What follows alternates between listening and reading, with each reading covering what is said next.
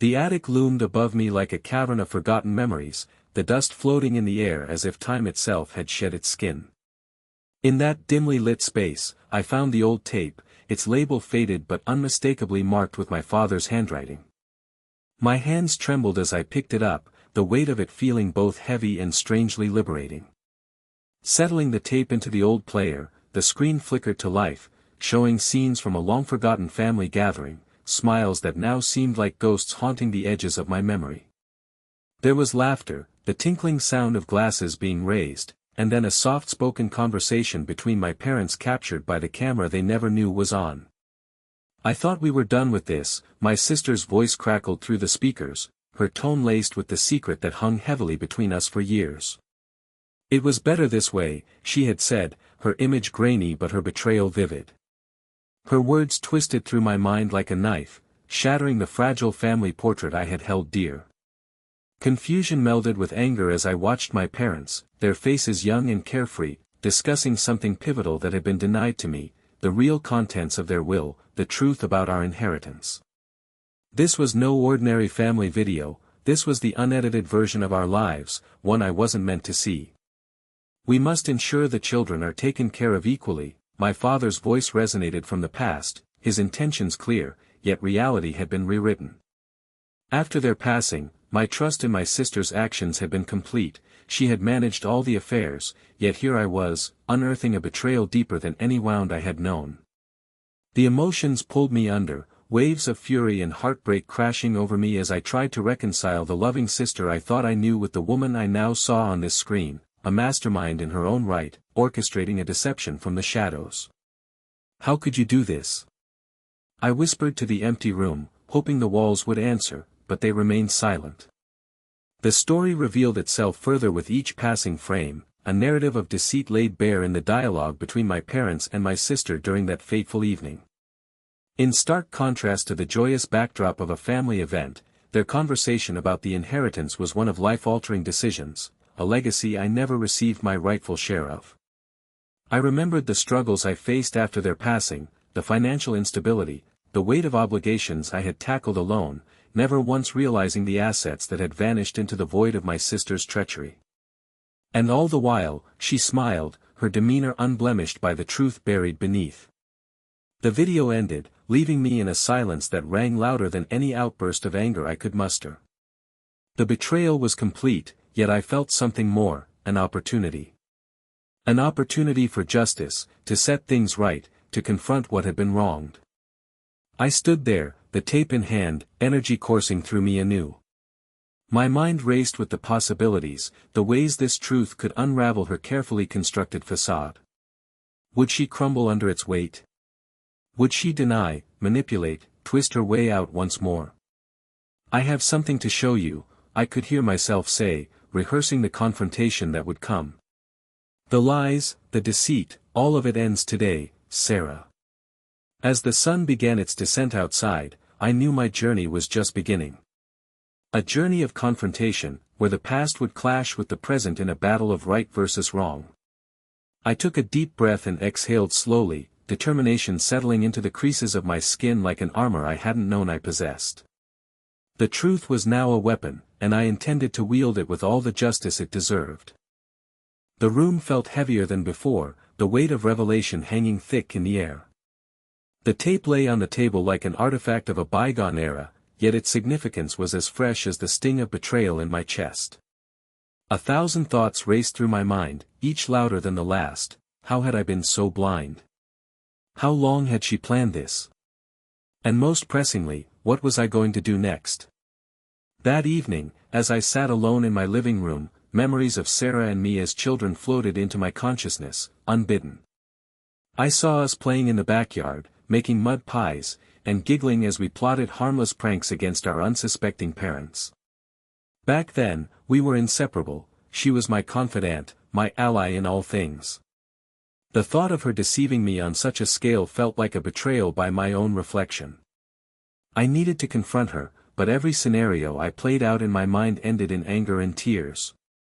Yet, there was a part of me, a vengeful, justice-seeking part, that craved a confrontation.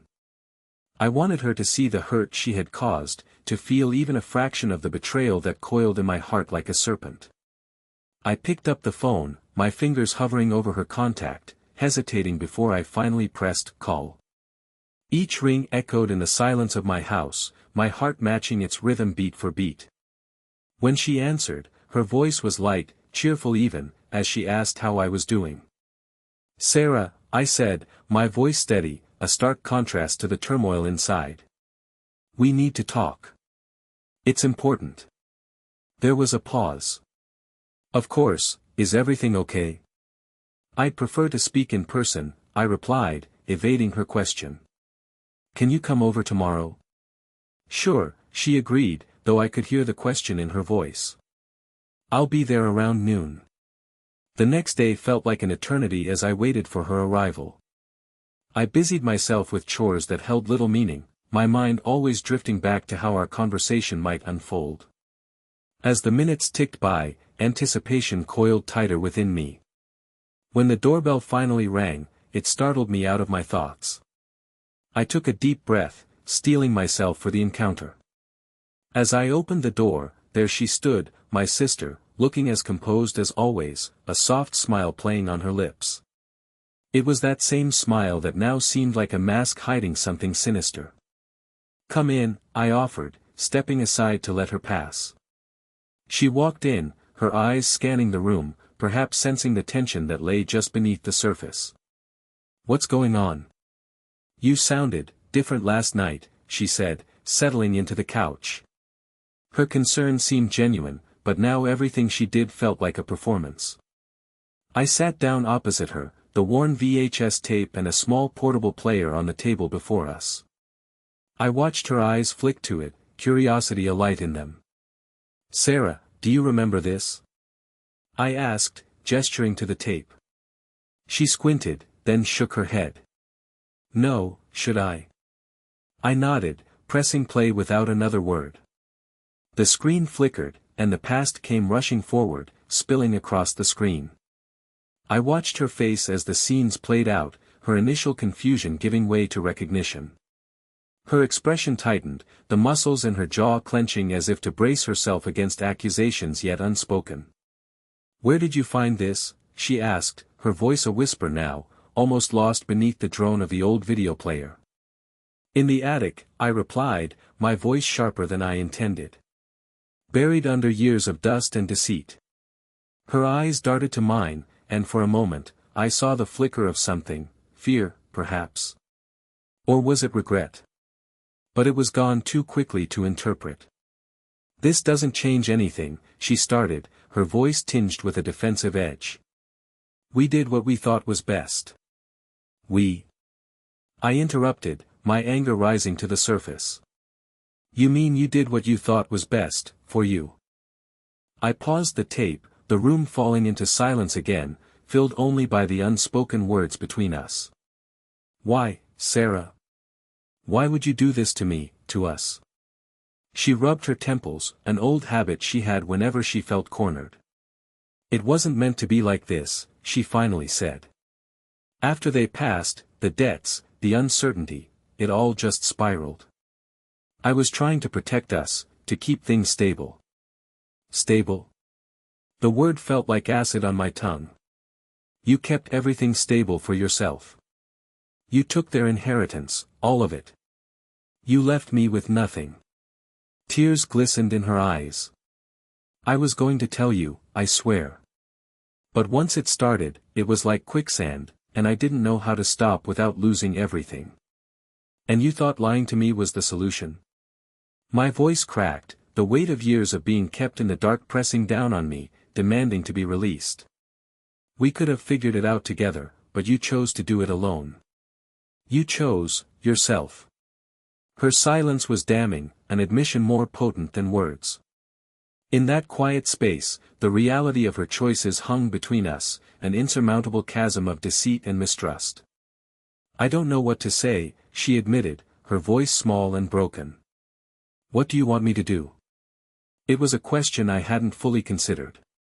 What did I want from her? An acknowledgement of the wrongs done? Restitution of what had been lost?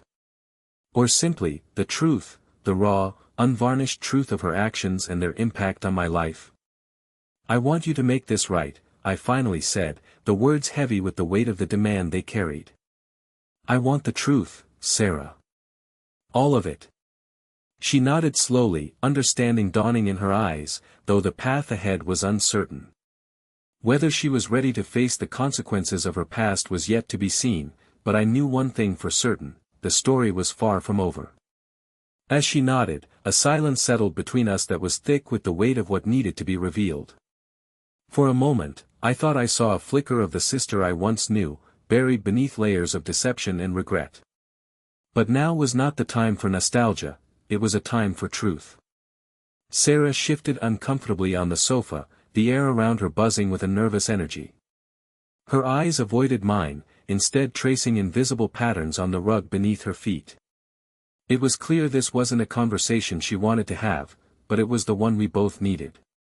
It started small, she began, her voice barely above a whisper. After the funeral, everything felt so chaotic. I was overwhelmed with the responsibility of it all, the legal matters, the debts, ensuring the house didn't fall apart. I thought I was doing the right thing by keeping things under control. I listened, the anger within me simmering. Her words painted a picture of a struggle I couldn't have imagined, yet they couldn't absolve the choices she'd made. At first, I just took a little bit, to cover some immediate expenses, she continued, her gaze finally meeting mine, eyes pleading for understanding. But then, more bills came, and the debts kept piling up. I convinced myself it was temporary. I could pay it back once things got better. But they didn't. I wanted to interrupt, to demand why she hadn't confided in me, why she had chosen to shoulder it all alone while crafting a web of lies. But I remained silent, letting her unravel her story at her own pace. The more I took, the harder it became to stop. Each withdrawal was met with a promise to repay, to come clean. But as the years passed, it spiraled beyond what I could manage. The fear of losing everything, of losing you, kept me trapped. Her confession stirred a cauldron of emotions within me. There was a part of me, the caring, understanding sibling, that felt a pang of sympathy for her plight. But it was quickly overshadowed by the betrayal, the knowledge that she had stolen from our parents' legacy, and from me. You should have told me, I said, my voice a mixture of disappointment and anger. We could have figured it out together. But you chose to make me the last to know. I was scared, she admitted, her voice breaking. Scared of how you'd react, of losing your trust, your love. I didn't want to face the reality of what I'd done. That reality is here now, Sarah, I said, my tone softening even as the bitterness lingered. And we have to face it, no matter how painful. She nodded, her expression resigned but resolute. I know. There's more you need to know, more than just the financial side of things. I leaned forward, the words dragging me closer to a truth I hadn't fully prepared myself for. What do you mean? There are legal implications. She hesitated, the words coming reluctantly. Some investments I made in your name, without your knowledge. It seemed like a good idea at the time, a way to increase what I owed you without you finding out. But they didn't pan out, and now. The implications of her confession hit me like a cold wave. My name tied to failing investments. The legal ramifications could be far-reaching, affecting everything from my credit to future opportunities. I felt the blood drain from my face as I grappled with the new reality. I can't believe you did this, Sarah, I said, every syllable laced with incredulity. You involved me without my consent. Risked my future. I thought it was a safe bet, she pleaded, desperation creeping into her voice. I didn't want to involve you, I wanted to fix everything before you even had to know. This revelation added a new layer to my understanding of her betrayal. It wasn't just deceit, it was reckless endangerment of my financial well-being. The enormity of her actions left me struggling to compose myself. What's done is done, I finally spoke, my voice hollow. But you're going to help me fix this. We're going to unravel this mess together, no more secrets. She nodded, though the uncertainty of our new path was palpable. I don't know how to make it right, but I'm willing to try. Whatever it takes. Good, I replied, the resolve strengthening my words. We need to start by assessing everything. I need to know where we stand, legally and financially. We'll need help, legal representation, financial advisors. This isn't something we can handle alone. The gravity of my words seemed to sink into her, the consequences of her actions finally dawning in full measure. I'll do whatever you need. If it means fixing this mess, I'll do it. I studied her, the sister I had put on a pedestal now shone in a starkly different light. While the trust between us had been shattered, the glimmer of redemption hung in the air, tentative but possible. I hope you mean that, I said, the sincerity of my hope evident. Because this will take time, and it won't be easy. I know, she said softly, a tear slipping down her cheek. I just want my brother back. I want us back. Her words struck a chord, resonating with the part of me that longed for the sibling bond we once shared. Despite everything, I wanted to believe in the possibility of us healing, of moving forward together. We sat there in silence, the enormity of the task ahead of us unspoken but mutually understood. The journey to reclaim our past and reconstruct our future would be long and arduous, but it was one we had to embark on together. In the quiet of my living room, amidst the remnants of old memories and new revelations, a tentative understanding began to form between us, a fragile bridge over the chasm of betrayal. Yet, as we prepared for the battles ahead, I couldn't shake the feeling that there were more layers to this story, more truths waiting to be uncovered. And as much as I feared what they might be, I knew one thing with certainty: the past would no longer hold us hostage. The days that followed were a whirlwind of activity and emotion, as Sarah and I began to untangle the complex web she'd woven. Legal consultations, financial audits, and countless conversations dominated our time. With each document reviewed and each step taken, the magnitude of her actions became clearer, exposing the full depth of the impending repercussions. Despite the chaos, the shared effort brought a strange sense of camaraderie. It was as though we were reclaiming our sibling bond, step by step, paper by paper. Yet, the road to redemption was fraught with challenges, and the shadow of deceit lingered. One afternoon, seated in the office of a sympathetic attorney, the reality of our situation was laid bare. The investments were indeed made in your name without your consent, he said, peering over his glasses at me. This carries serious implications, but with your sister's cooperation, we can present a case for fraud. She'll need to testify to her actions and intentions. Sarah nodded, her expression a mix of fear and resolve. I'll do whatever it takes, she affirmed, her voice steady despite the tremor in her hands. Beyond the legalities, there was the question of restitution. How could Sarah begin to repay what had been taken, not just financially but emotionally? It was a question that filled our quiet moments, unspoken but ever present. The answer came unexpectedly one evening when Sarah approached me. I've been thinking, she said, hesitating as if weighing her words.